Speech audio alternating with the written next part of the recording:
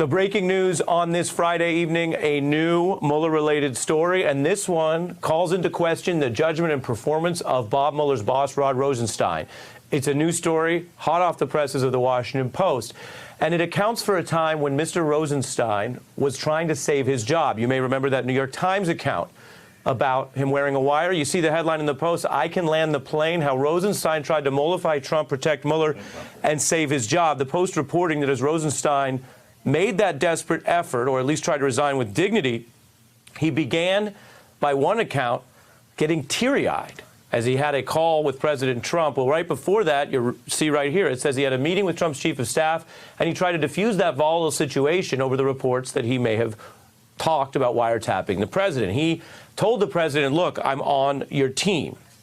Now, this is something that we should note Bob Mueller never did. It's something Jeff Sessions never did. The Post reporting that Rosenstein used his access to Trump to try to meld his own career survival with Trump's legal liability, saying that Mueller and the investigation of Russia's interference in the 2016 election would be resolved. And he told the president he would make sure Trump would be treated fairly. The Post quoting sources who described this, and I'm reading here from the account, he says, Rosenstein says, I give the investigation credibility, quote, and this is the quote a lot of people are talking about, I can land the plane.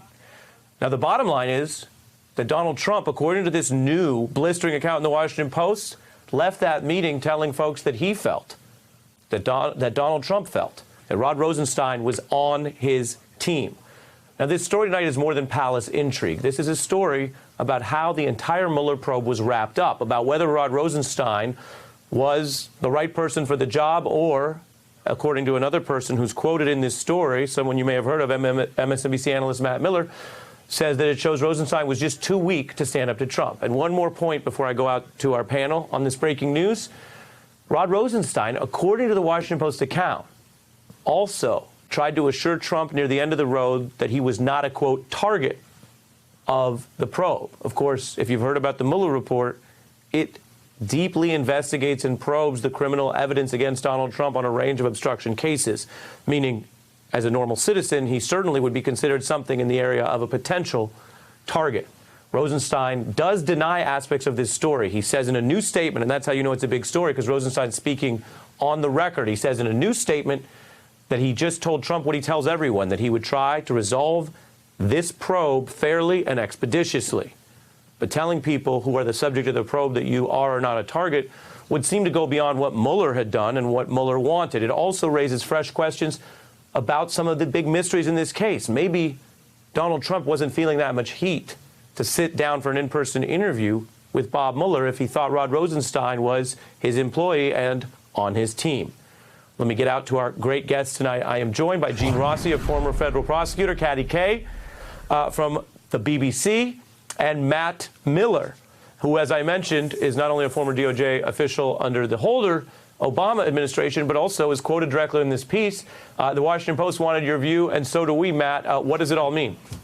Look, I think there's no way to look at this action by the Deputy Attorney General other than inappropriate and unethical. I don't know how many times we've talked on this network in the last 2 years about how the fundamental rule at DOJ when it comes to investigations involving the White House is you do not talk with the president or anyone involved with the president, anyone who works for him, about those investigations. There is supposed to be a bright line. And here you have the Deputy Attorney General not only talking about the investigation, but giving the president assurances about the investigation. And what makes it so much worse is that he's giving those assurances in the context of a time where he's pleading and begging for his job, trying to hang on to his job. And so if you're the president, you know you have the Deputy Attorney General at your mercy, and the Deputy Attorney General is making assurances. And I think, you know, the quote I had in the story that you referred to, I think he's just been a weak Deputy Attorney General all along. And there are times in our history where that would be fine, but this is a time where we need a Deputy Attorney General who would be strong. And you say weak, Matt. Do you mean weak as a view? Some people are strong, some people are weak, or you mean weak to the point of being inappropriate in his oversight of the probe? Weak in that he allows the president first and then later Bill Barr to push him into doing things he shouldn't do. And I'll give you some examples. Obviously, writing the Comey memo, when we now know, because we've read the Mueller report, he knew that the president was firing Comey for other reasons, letting himself be used as the pretext inappropriately to fire Jim Comey when he should have stood up for the department. He was weak then. He was weak when he asked the inspector general to investigate a trumped-up charge by the president that there was no evidence to substantiate, adding fuel to the claims that Republicans on the Hill and the president were making about some conspiracy and some coup at DOJ. And he was weak when he allowed when he allowed his name to be used with the Attorney General in that letter the Attorney General sent, and then in that press conference to mislead the American public about the results of the Mueller report. We needed him to be strong throughout this investigation. And yes, he protected it to some extent, but I think he was always telling himself, I can make these little compromises. I'll do this. I'll take this little step that the president wants to protect the investigation. And that's not what you're supposed to do. You say, Mr. President, this is wrong. If you want to fire me, you can fire me, and you'll pay the political consequences for it. Gene, are you as concerned as Matt? Oh, Matt Miller hit the nail on the head. And the sad thing about this whole process and what we're hearing, Ari, is there is a huge cloud over the Department of Justice, and the rule of law is now tainted. Here's my main complaint against Rod Rosenstein. And I was very complimentary of him when he was appointed, and I worked with him when he was a U.S. attorney. He is telling a potential target, not just a subject, a potential target, because the president is an unindicted conspirator in New York. He's telling the president he's going to land the plane for him. And this goes back to what Michael Cohen said. They talk in code. And was Rod Rosenstein basically telling the president, I got your back? And by saying that, Ari, and you hit a key issue, by telling the president that emboldened the President of the United States to basically give his finger to Robert Mueller and give 37 I do not recalls on written answers and say I'm not going to testify under oath. Gene, do you see those as linked? Because we always want to be clear here. Yes. Mr. Rosenstein has every right in his capacity as Mueller's boss to state his views or even to disagree with Mueller on investigative calls. That would be on the record, though. In other words, if they ever disagreed, as folks I think may recall from all of our reporting on the rules, Congress would be notified about that. Do you view this as potentially more inappropriate because it has the potential appearance not of a good faith disagreement about the probe, but a private, what lawyers would call a sidebar between the guy running the probe and the guy who's a potential target of the probe, which undercuts Mueller's actual litigation positions? What I'm saying is it was highly inappropriate, and Matt is right, for basically the head of the Department of Justice to meet with the president and discuss the progress of an investigation. Essentially, he did that, and talk about the president's status. Can you imagine if President Barack Obama were in the same shoes as Donald Trump and Loretta Lynch or her deputy got on a plane and basically begged for their job back? The Republicans would have impeachment hearings, for God's sakes. Caddy, landing the plane tonight is a pretty controversial phrase. Take a listen to someone else who used the same phrase as he auditioned for his Trump job.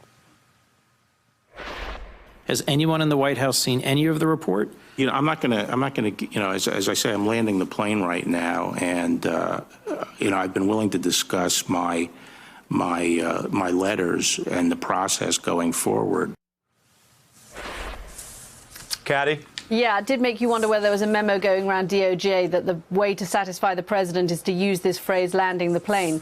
Look, I have a lot of questions coming out of this story. One is why Rod Rosenstein was so desperate to keep his job. I mean, he comes across in this story as almost groveling to the president to try and keep his position as Deputy Attorney General. And questions I think Congress is going to want to ask, what exactly do you mean by that phrase, landing the plane, especially in the context of the fact that you're in a conversation in which you also reportedly have said that you are on the president's team. And why are you having this conversation 6 months before Mueller actually submits his report? Does that suggest that you had already formed your conclusions about the report and that you could have that report be favorable to the president? I think that question is very worth asking Rosenstein. And it's so ironic that there we have Rosenstein last night in New York slamming the Obama administration and praising President Trump for the rule of law when we know that President Trump asked him to change his version of what happened over the firing of Jim Comey.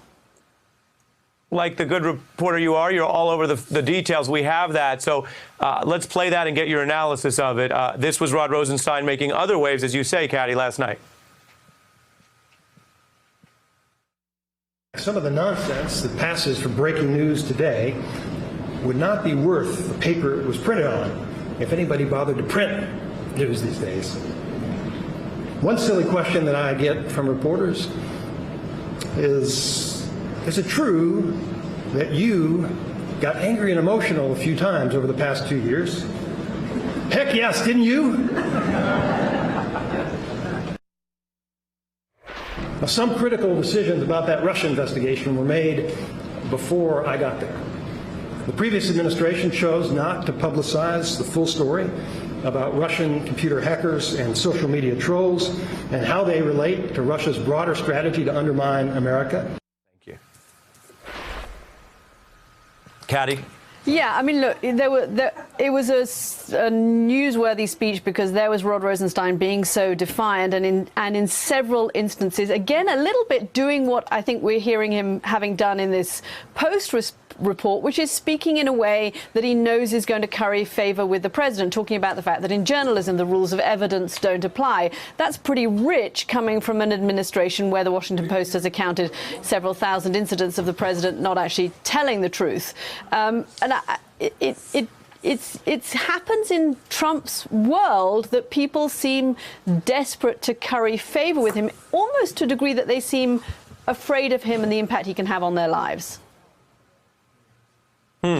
Matt, I wonder if you could walk us through the Washington part of this, because I think what I hear from people when I talk to viewers sometimes is people say, why is everyone so desperate to hold on to these jobs for just a little bit longer, or so worried about how they're going to end? The Post account, I dealt with some of the legal details, but other details in there that are just sort of juicy are Rosenstein allegedly telling other White House staff, not the president, look, I'll resign if I need to over this New York Times account about the alleged wire, but I don't want to be fired by a tweet.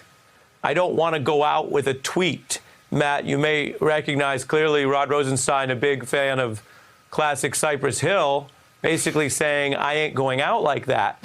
But why would someone care so much about whether they go out with a tweet or not? I would think there were so many other more important matters of integrity that were tested rather than whether the president was inartful in firing him had it happened that way.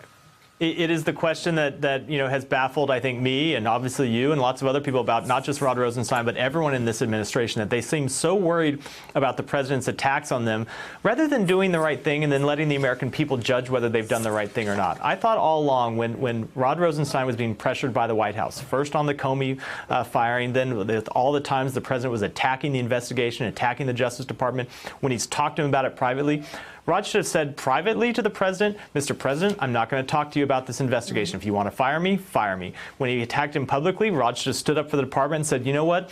We don't conduct spying operations here. We don't conduct coups. We're not trying to overthrow the government. We're conducting lawfully predicated investigations. And if the president wanted to fire him, that would improve Rod Rosenstein's reputation because he would have been shown, like Elliot Richardson during Watergate and like William Ruckelshaus, the Deputy Attorney General, that he did the right thing and stood up to a president. And Rod Rosenstein never got that, and I think his legacy will be tarnished because of it. I think you put it very, very intelligently. And Caddy, I wonder, as such a student of Washington, whether you agree. Because, look, James Comey's controversial for many reasons. He doesn't have a perfect record. We've reported on some of that. I don't think most reasonable law enforcement experts, legal experts, and people who follow the news, frankly, blame James Comey for the unceremonious way that Donald Trump fired him, a man who had security because he walked around serving this country. I think people, whatever they think of Mr. Comey's tenure, viewed that as a reflection of Trump, not Comey. Why would that not apply to Matt's excellent summation here to Rosenstein? Right, which is the Twitter argument, right? That he clearly was referring there in this reporting to Jim Comey in the way that Jim Comey was fired. The conundrum with Rosenstein the whole way through this has been how he tried to balance keeping President Trump happy and yet at the same time acting to try to protect the special counsel and the investigation and not have to fire Bob Mueller. And I think a lot of us have thought that there were points for and against Rod Rosenstein's handling of this whole affair.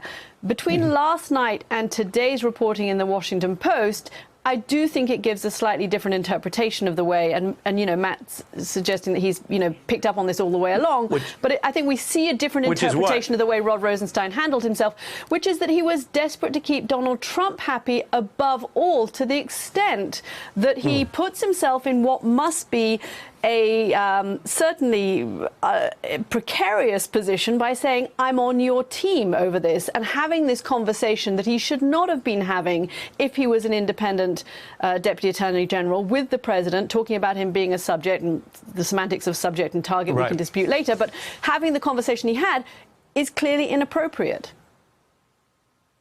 Very well put. I mean, both of you are so convincing. Gene, I want to land the plane of this conversation with you, if you will. But I don't mean it in the obstruction-y sense of the word. And that is, I want to close with the part of this that seems so unnecessary, which is we've been very careful to point out in our coverage that while part one of the Mueller report shows great problems in our system and terrible judgment, it doesn't show, according to Bob Mueller, chargeable criminal offenses. And part two is ultimately, if you follow the Constitution, Congress's judgment to make. And so far, 6 days out of the Mueller report, 8 days out of the Mueller report, they're not exactly racing to immediately remove the president. Given all that, can you explain, Gene, why with that arguably good news for the White House, there was all these other efforts to put the thumb on the scale, to overdo it, to mischaracterize, from Barr to now Rosenstein to the private claims about the target? Why do all that when, as I just fairly reported, there is a reasonable case for why it wasn't even that bad to begin with for them, and they didn't need to even do this, to say nothing of the integrity questions that Matt and Caddy have so eloquently stated? Well, I can answer that very simply based on 30 years with DOJ. If Donald Trump's last name were Smith and he was a private citizen, based on the conduct alleged in Volume 2 of that report, he would have been indicted on campaign violations and also obstruction of justice. And I agree that Volume 1 doesn't charge a conspiracy or have evidence of a conspiracy, although there is evidence of aiding and abetting. Volume 2 is a reprehensible statement about the conduct of the President of the United States, and I've said this before. Volume 2 is like the movie script for Godfather 4. Godfather 4 yet to be produced, in your view? Yes. As a film? Yeah. Caddy, do you have what's the best version of a Godfather movie in England? Do you know? I think we just have to throw in Brexit at some point, right? We have our own dramas going on back home. I think the critical thing now is where this goes with Democrats, where this goes with Congress, how they manage the process of subpoenaing the White House, and whether the White House is in some way persuaded to cooperate, and the American public gets to hear more of what was behind this investigation. And of course, the big issue, which is what Ray speaks about, the Russian meddling is still going on, and that's the overriding concern. Right, and whether over time the DOJ is a place that looks more like Rod Rosenstein 2.0. I mean, 1.0 was, as Matt mentioned, writing a false memo to try to defend the president's firing, which he later admitted was false. Rod 2.0 was appointing Mueller. Then Rod 3.0 was saying we're not going to be extorted. We're up to 4 or 5.0, but unlike Apple products, Rod Rosenstein's later iterations, according at least to the Washington Post, get worse, not better. And so the question is, what does Barr look like in a DOJ with a president who may think he's getting away with these things? I think that is what each of your comments go to on the bigger sense of it. Matt, Caddy, and Gene, thanks so much for being on the beat on this Friday evening. Hey, I'm Ari Melber from MSNBC. You can see more of our videos right here, or better yet, subscribe to our YouTube channel below. You could have been anywhere in the world, but you're here with us, and we appreciate that.